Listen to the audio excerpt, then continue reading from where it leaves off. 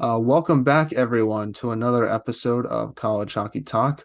On today's episode of the podcast, we're joined by freshmen from the Wesleyan women's hockey team, Caroline Key. Thank you so much for coming on the podcast, Kiki, and how's everything going? Everything's been going good. Spring, so good weather, good Yeah. vibes. Yeah, no, the weather's starting to get better too, which is much needed because I felt like it was taking a little bit for that to happen. Yeah. It was very it was actually warm and then got cold yesterday. So it's like really like bipolar, really Yeah, weird. that's New England though. I feel like there's the days where it's like 60 degrees and there's days where it's like 30 degrees. Yeah, I think it's gotten worse actually since I've gotten older, it feels like. probably. Well, I kind of want to start off the podcast talking about the beginning of your hockey career and working all the way up to where you are today. So doing research on yourself, it says that you're from Ashburn, Virginia. So talk about growing up there and how'd you start playing hockey? Well, I actually grew up in Cincinnati, Ohio, and I played for Penns Elite and then some of the local like boys teams. And when I reached my ninth grade year of high school, I went to BK Selects, and then my family moved to Virginia, and then we just kind of been living there since. And then obviously I'm in college now, so yeah. Yeah. What's it like though growing up in Ohio? Because I feel like it's a hockey market that's sort of growing, but at the same time, it's not as popular in other states like it is in Michigan or Massachusetts. Well, the area I was in, they did not really have any good girls hockey there. They had like some boys teams, but like even then it wasn't like the best training like options like compared to Virginia. Virginia has a lot of like good options to train at. Cincinnati, it was just like a little that's why I like kind of wanted to go away to school because like it would have given me more opportunities to train and get better. We'll talk about some of the teams that you watched growing up, if you did. And did you have a favorite player growing up? Was it someone on the Blue Jackets, or was it a women's player in the national team? Like, who was someone that you admired growing up? So playing for Penns Elite, I was a big Penguins fan. So it might be a little bit generic, but my favorite player was Sidney Crosby. Growing up, I just loved his playing style. I always admired the way he worked and all that stuff.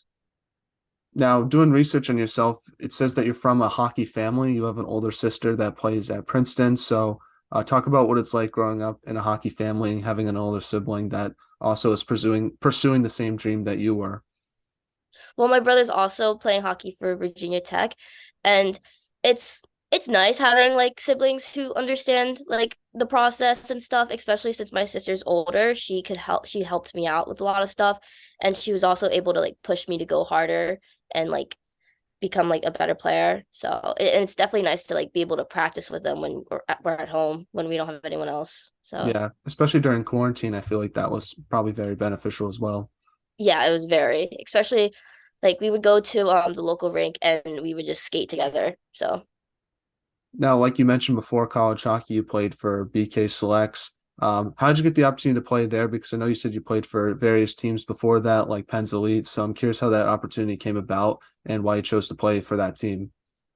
well, I got recruited my eighth grade year, and well, I don't really know how to explain it, but Kathy Pippi has connections to both Pensley and BK Select, so she encouraged like my parents and me to like look at it, and she knew like what I wanted to do.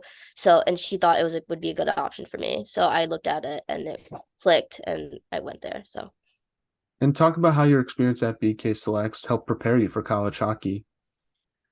oh, it was good because like BK, they run it like a D1 hockey program.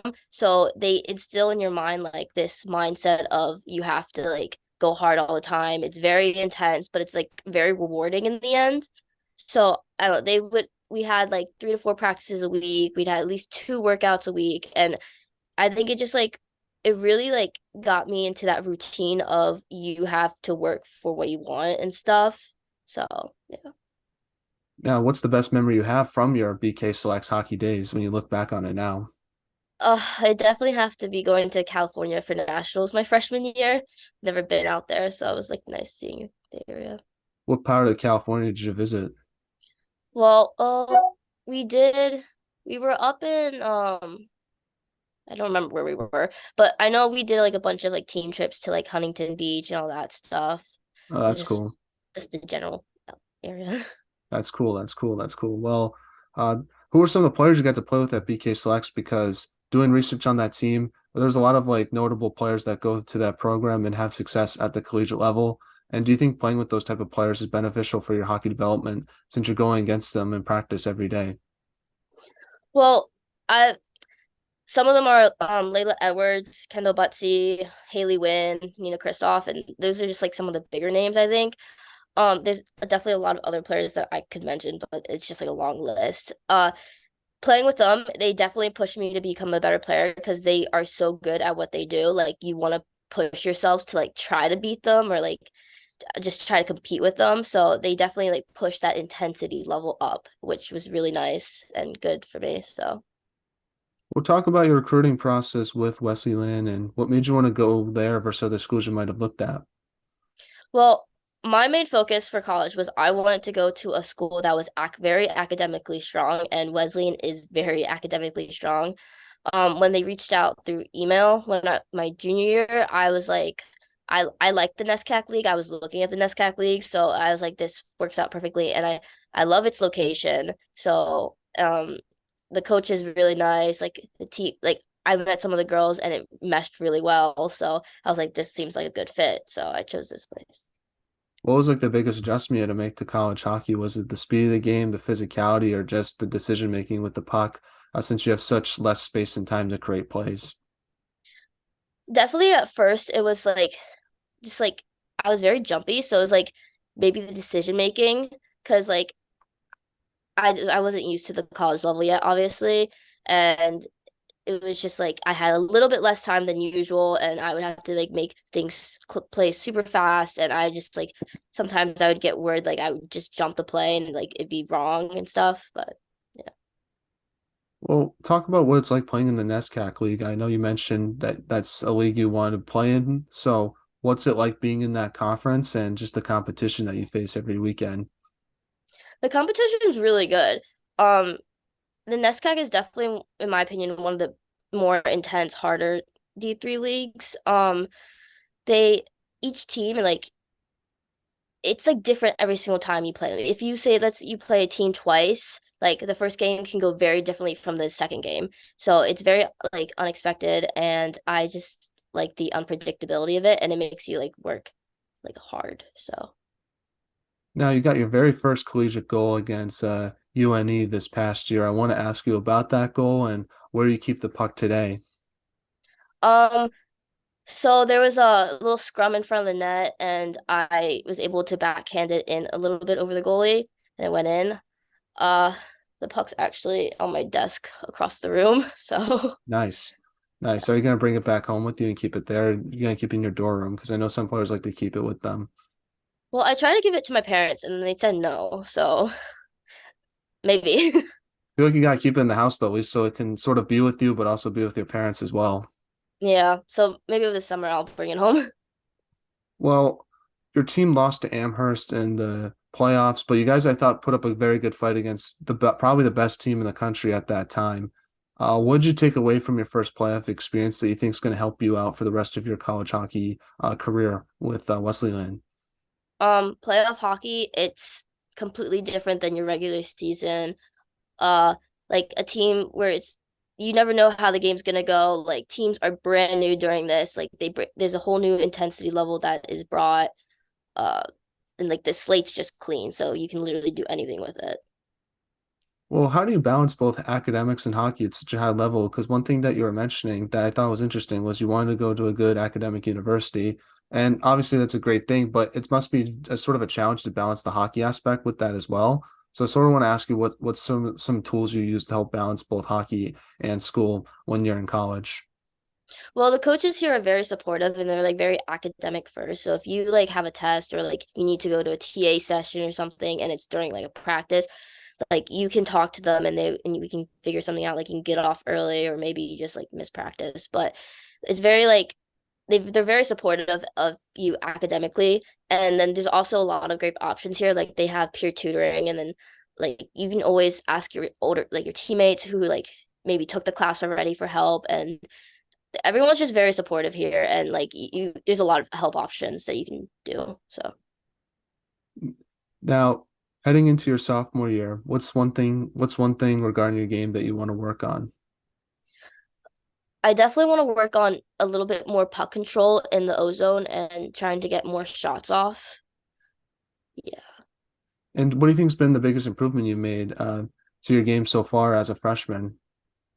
I think I'm able to like see the ice better because at the beginning I was very jittery, and I think near like more towards the middle and the end I was able to calm down a bit and like make smarter plays and like just like envision the ice and stuff. Now, I'm curious, how do you work on sort of the ozone play individually during the off season? Because I feel like that must be, I guess, not a challenge, but like obviously I feel like it's more beneficial to work with other people on that just because sustaining offensive zone pressure is such a key part of hockey, but part of it is just like passing to your teammates and sort of trying to keep the puck in on the blue line. So I'm sort of curious how you sort of work on that during the off season. Well, currently our ice is out, so I can't really skate here, but when I go home, I'm gonna be working with a really good group of hockey players, so and usually we work on ozone like protection and like plays and all that stuff, just like the general stuff, and it really helps me throughout the summer. So, Now, what is your team's goals and expectations for next season?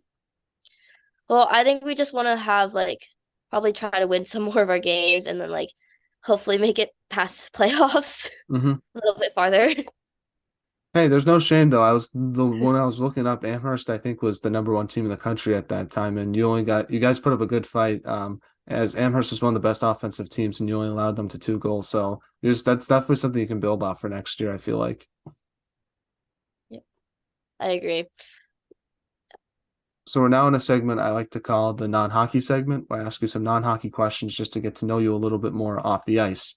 So the first one I want to ask you is, what type of music do you like to listen to? It kind of ranges on how I feel the day. So some days I'm like 80s and then other days I'm like early 2000s. Um, I like Taylor Swift a lot, but yeah, it just kind of depends on my mood, really. So, Nice, nice. Can you play any of those songs? Because I see the guitar behind you. I'm just curious about that. oh, that's actually my roommate's guitar. I cannot play a guitar to save my life at all. How good is she at the guitar, though, your roommate? She's really good. It's like sometimes she it sounds like she's like playing the same tune over and over again, but she says it's different. I don't see it. I don't know. I feel like you gotta try to get her to play some Taylor Swift. So at least when you like listen to some stuff you like when you're like doing homework or whatnot. I'll try to convince her. I'll try to convince her. That's Yeah. good. That's good. What would the perfect day look like for you? It would definitely be like a sunny, warm day where I have nothing stressing me out, no homework, no classes, maybe like a little fun skate during the day. Just no stress whatsoever. That's good. That's good. What is your most embarrassing hockey moment? Okay, this is like really embarrassing. This was like a long time ago, and I don't remember it clearly, but it was either on a breakaway, or a shootout goal. I tripped on the blue line in That's front of tough. everyone. It's very embarrassing. Hey, at least there's no video of it, so that's all that matters. So it's not like anyone probably remembers it except for yourself. It's probably true. Hopefully. If there was a movie made about your life, who would you want to play yourself? Oh, that's a hard one. I'd probably go with Jenna Ortega, maybe because like she's similar in size and I kind of like her humor, so Yeah, that's a like good answer. I don't know who I would pick for me. I feel like that's tough. I would have to think about that. So I have no celebrity lookalike, so that's like hard. yeah, like I've seen these videos of people like asking strangers like who's they think their celebrity lookalike is, and I don't think anyone's ever come up to me and mistaken me for someone notable. I don't think I wouldn't even know what to say because I don't think any celebrities look like me. Yeah, no, I get that. I get that. I feel like I would do honestly, I feel like I would want someone like one of my friends to play me because at least they would know like what I'm actually like in both on and off the ice and all that kind of stuff. I feel like it would be more accurate. Yeah. Now, what is the most overrated holiday and what is the most underrated holiday in your opinion? Oh, okay. Overrated? Mm, I can't say that. I don't even know because I like them. I like them all really. Yeah, Um, my favorite's probably Christmas though, because I get to see a bunch of my family. But yeah. I don't have an overrated holiday because I every think holiday. overrated holiday for me is probably Halloween. I know that might be a little controversial, Mhm. but I feel like it's more for like kids. And when you're Yeah, not a I kid, it's agree. hard to sort of like get excited for it because the best part of Halloween is trick or treating, and you can't do that when you're an adult.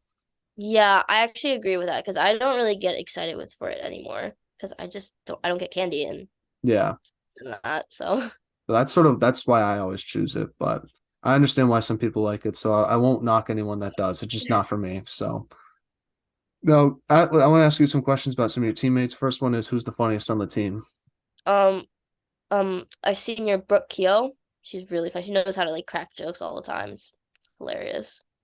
You have the best style on the team, but outside of yourself, who has the best pregame outfits on Wesleyan? Mm, I don't know. You can just say yourself if it's really that obvious. I mean I don't want to say I have the best. My friend Aiko wants me to say her, so I'm gonna say Aiko Sims. All right, awesome. What is the most interesting thing you've read or seen this week? Well, I have a good friend on one of the March Madness teams, and I've been like reading a lot of like interesting articles about him and like the making TikToks making fun of him, which is kind of hilarious in my opinion, but Who's that's on which who's the March Madness player that you know? um Ryan Langborg on the Princeton basketball team. Um, I Yeah. I haven't watched too much of March Madness to be honest with you, but I probably should because I'm a big UConn guy and they just made the Final Four, so and they probably I feel like they Oh, have the best chance to win it. So I stopped watching after Princeton lost last Friday. that was I will say that's an impressive run. I think they beat Arizona, who was one of the best teams in the country. Mhm. So I was happy about that. I like seeing those upsets. Yeah, It makes the tournament fun. So yeah. and then Good. last non-hockey question is if you could have lunch with anyone in the world, who would it be and why? I think it'd have to be my great grandfather. I've never met him, but my mom always tells me stories about him, and he seems like a very interesting guy that I would like to know. So it's probably him. Well, getting back to some hockey questions now. First one is what advice would you give younger players on just what it takes to play college hockey? And yeah, Definitely work on your skills and your skating constantly. Like it doesn't matter how like good you are, it's always helpful to like keep working at it. And like if you're like let's say you're going through a rough patch or something, just keep going at it, and eventually it all pays off in the end. So and what should be done to help grow women's hockey from your perspective? I think it definitely needs to be like not even televised more, just like it needs to be put on more platforms because it's not as like I forget the word, but it's like not as much. It's not seen as much as like men's hockey. Like even like in the college level, D1, like people go to the games, but compared to like men's teams, like it's just like there's a big difference. So just it needs more attention. Yeah, for sure. I also feel like also like trying to do different things as well, like maybe putting the Frozen Four, I think, in a better locations. Like it's hard for Yes. people to get to Duluth, Minnesota and Erie, Pennsylvania. So maybe trying to do stuff like that where people can go see and you can make that like make it a whole experience. And I think if you can sell people on the experience of going to a women's hockey game, they would want to watch it on TV more often. Yes. Yeah. Well, before we end this interview, do you have any shout outs you want to give to any of your teammates, family members, friends? Feel free to do that. The floor is all yours. Um, my brother Ian Key wanted a shout out. He's on the Virginia Tech men's hockey team. My sister also wanted a shout out on the Princeton team. And then two of my teammates, MA Steppenwald and Aiko Sims also. So my shout outs. Well, thank you so much, Caroline, though, for coming on the podcast. I really appreciate your time. It was a pleasure getting the chance to talk with you today, and I wish you nothing but the best for your collegiate career. I hope you guys can win a trophy at some point. I know you guys will work hard for to make that happen, and best of luck in any future endeavors you might have. So I really appreciate this conversation and a great time talking with you today. Thank you. Thank you so much for having me too. So this was fun.